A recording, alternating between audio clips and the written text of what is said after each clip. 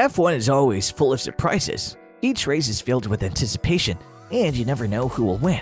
And this is the most entertaining aspect of Formula 1 and the primary reason why people enjoy watching it. But the race isn't the only thing that keeps you on the edge of your seat. A lot of things go wrong, and off-track news is always the most important. And the news we have is significant. It is about the end of Daniel Ricciardo. Before we begin, why don't you like the video and subscribe to the channel so you won't miss any updates. With that note, let's get started. Daniel Ricciardo has had a difficult season with McLaren. McLaren has stood by so far, but his boss made it clear over the weekend of the Monaco Grand Prix that time was running out. If his time runs out, then who will be the one replacing him? Do you want to know? Stick by because we're going to bring you the answer to this question too. Since 2011, Ricciardo has been a Formula 1 driver. He drove for HRT and later Toro Rosso, the former Red Bull second team, for 3 somewhat uneventful years. Prior to his big break in Red Bull racing, he made an impression with Red Bull, winning 7 races in 5 years and finishing 3rd in the Drivers' Championship twice. Then young Max Verstappen arrived, and Daniel realized he wouldn't be the #1 driver at Red Bull for much longer. Daniel prospered as Christian Horner's primary guy, but when Max arrived, the Red Bull boss spotted a future superstar. Ricciardo wanted to be the team's primary man, but that was no longer the case, so he went elsewhere, spending 2 years at Renault that wasn't as competitive as he expected before joining McLaren in 2021. Daniel has a problem transferring teams because he has previously finished 3rd in the Drivers' Championship. While his performance at Red Bull has boosted expectations for what he can achieve, his new boss expects him to perform at that level again. Now, these expectations are quite unrealistic, not just because a lot of time has passed, but also because of the new regulations. More on that in just a sec. The quality of drivers in Formula 1 is really high right now, and Daniel is only a few tenths of a second behind the leaders. The driver has found it difficult to adjust to the new laws. In addition, if you look at the driver pairings throughout the teams right now, you'll notice that less experienced drivers are outperforming their more experienced counterparts. Drivers who have been around for a while are finding it difficult to adjust to the new autos. On the other hand, young drivers have adjusted more swiftly because they haven't entrenched habits and approaches from older cars into their driveways. Whatever it is, that is causing Daniel to function at a lower level than he would like. Of course, F1 and McLaren have no intention of waiting for him to figure it out.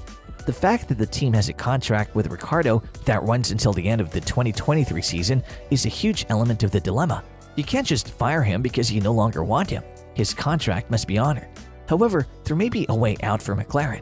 When asked if the driver or team had a get-out clause if they didn't want to continue until 2023, Zak Brown responded by saying, "I don't want to get into the contract, but there are mechanisms in which we're committed to each other and mechanisms in which we're not. I spoke with Daniel about it. We're not getting the results that we both hoped for, but we're both going to continue to push. I think he showed in Monza last year he can win races. We also need to develop our race car. It's not capable of winning races, but we'd like to see him further up the grid." Of course, Daniel's contract will not include anything particularly harsh. He'd like to finish 4 or higher in the driver standings. But he'll have known when he signed his contract that McLaren isn't now in a position to do it. It's likely to include a clause stating that if Daniel fails to meet key performance measures, such as average points per race, McLaren will have the option to terminating his contract early. Regarding alternative prospects, Zak Brown hinted where they might find a suitable replacement for Daniel. We'll see how things develop and what he wants to do, and then we've got our testing program ramping up. But we're in no rush. Zak could have been referring to someone in the McLaren testing program. There are a few obvious choices. The first obvious choice is Colton Herta. The IndyCar driver has inked a contract with McLaren for testing and development as he tries to secure a spot on the Formula 1 starting grid. Brown, the team's principal, may also look to Herta in an attempt to capitalize on the newly discovered American audience eager to see an American driver on the track. Brown recently revealed that the team has a strategy for the 22-year-old. He appears to be a significant member of the team's roster in the future. Brown also confessed that if he kept up his fine work, he might have a chance to drive in Formula 1. Zak even said, "Colton has to be super fast, fun, and enjoyable to work with, and he has to be very good in his technical feedback. If he does all of that when a seat becomes available, he's in with a shot." Oscar Piastri is another name that has come up frequently in recent months when talking about new drivers. A year after winning the Formula 3 championship, Piastri dominated the Formula 2 season in 2021.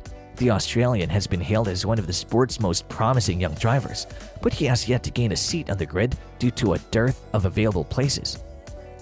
Pato O'Ward is the last of the obvious choices.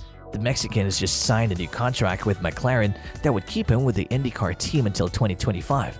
However, his new contract will involve further seat time in Formula One cars after he participated in the end-of-season Young Drivers Test in Abu Dhabi last season. Brown said that O'Ward would be involved in the team's F1 testing program, which keeps him in the mix. O'Ward has freely expressed his love for Formula One and stated that he would like to make the switch within the next few years. He said, "My dream of becoming a racing driver came about in Formula One. It's what opened your heart to such a different world." Based on Zach's statements on McLaren's testing program, those three would most likely be the front-runners if McLaren opted to switch mid-season. While Piastri appears to be a fan favorite, newcomers to the sport have struggled to get off to a good start. McLaren will have to contend with this. As a result, Pato O'Ward is the most likely candidate right now. Now, after this comment from Zach, many people came into Ricciardo's defense, and that was really obvious as he's respected in the circuit, and the fans also love him. Former world champion Nico Rosberg said, "Let's not forget this weekend the engineers let him down and gave him a car that was not in the right place, and that's what caused the crash in the practice session. And once you have that, it's almost impossible to find that rhythm again on the weekend here in Monaco. So I think we can let him off for this weekend." Nevertheless, it is a tough situation for Daniel, with Zach Brown publicly saying he's not living up to expectations. Daniel's life isn't likely to get much easier anytime soon either. While the end of the season is still a ways off, clubs will already be thinking about who they want in their vehicle in 2023.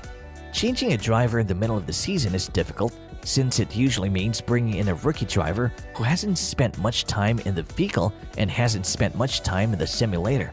However, switching drivers during the winter vacation is simple. The start of a new season is a fantastic time for drivers to get some testing miles in and develop their cars in the direction they want. With all this going on, Ricciardo's retirement is also news.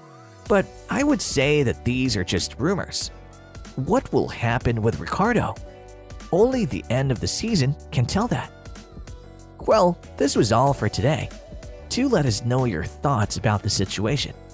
Don't forget to like the video and subscribe to the channel by clicking on the channel icon on the left side of the screen.